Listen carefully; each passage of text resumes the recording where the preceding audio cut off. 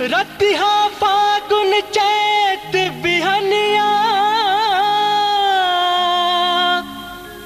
रंग धुरेड़ी के जार रे हाय।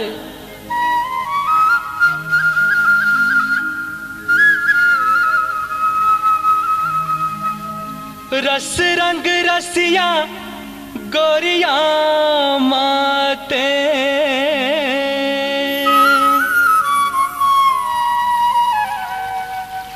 प्रेम मिलन रंग घोर रे हाय।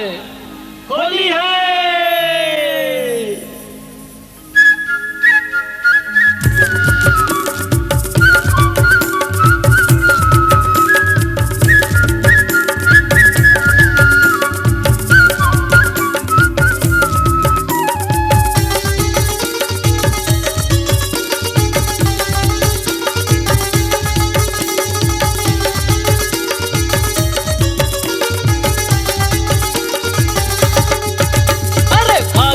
नाचे बहार गोरिया माया जोर ले है। फागुन के नाचे बहार गोरिया माया जोर ले। फागुन के नाचे बहार गोरिया माया जोर ले। फागुन के नाचे बहार गोरिया माया जोर ले। माया जोर ले माया जोर ले माया जोर ले माया जोर ले। अरे फागुन के गावे बहार गोरिया माया जोर ले है। फागुन के गावे बहार गोरिया माया जोर ले। अरे फागुन के नाचे बहार गोरिया माया जोर ले है। फागुन के नाचे बहार गोरिया माया जोर ले।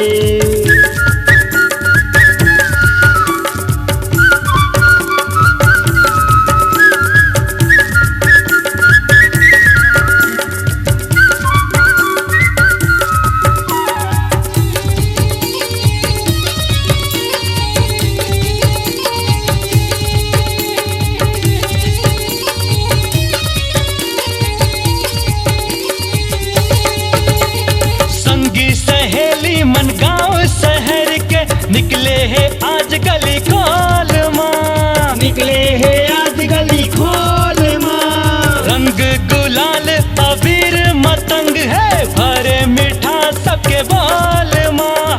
भरे मीठा सबके बोल माँ। फागुन के माते बहार गोरिया रंग घोर ले है। फागुन के माते बहार गोरिया रंग घोर ले। रंग घोर ले रंग घोर ले रंग घोर ले रंग घोर ले। अरे फागुन के गावे बहार गोरिया माया जोर ले है। फागुन के गावे बहार गोरिया माया जोर ले।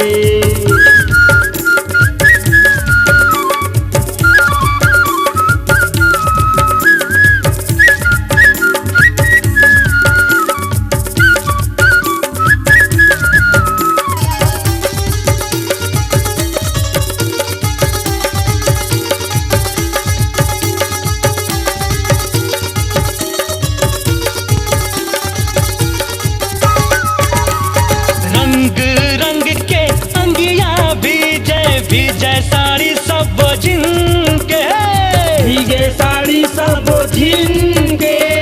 अपन अपन मन के मिलाना तबे मन मारी सब जिनके। सबो मन मारी सब जिनके। फागुन के झूमे बहार गोरिया माया जोर ले है। फागुन के झूमे बहार गोरिया माया जोर ले।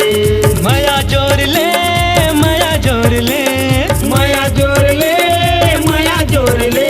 अरे फागुन के नाचे बहार गोरिया माया जोर ले है। फागुन के गाए बहार गोरिया माया जोर ले।